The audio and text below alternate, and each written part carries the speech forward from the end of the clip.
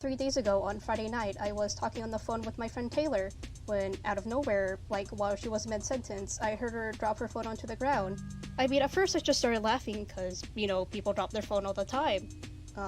After I stopped laughing, I was trying to call her name, but she wouldn't answer. I figured her phone got messed up or something, so I tried texting her, and I didn't get anything. So I just went to bed after that. We had plans to go downtown on Saturday, so I figured we'd just talk about it then. But when I stopped by to pick her up, I didn't get anything from the door.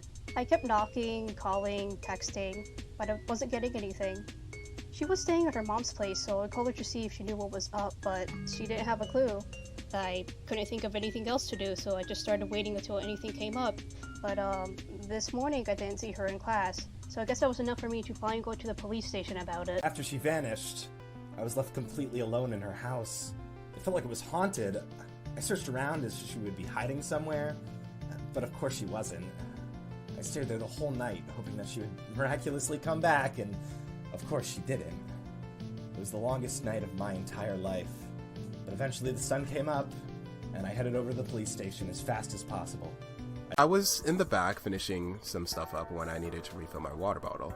I came out of my office and went over to the drinking fountain, and our yoga studio is like in between the drinking fountain in my office and the front counter.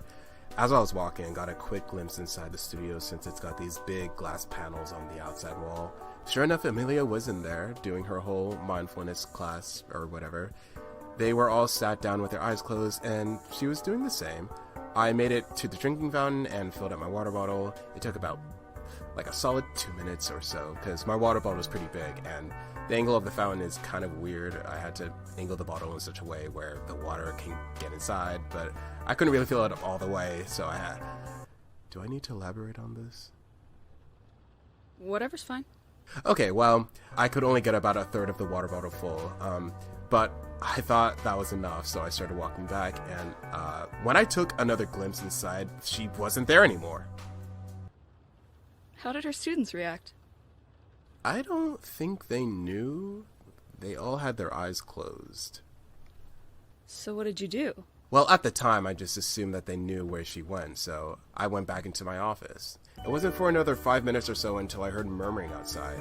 Sure enough, the students were talking amongst themselves, wondering where she went.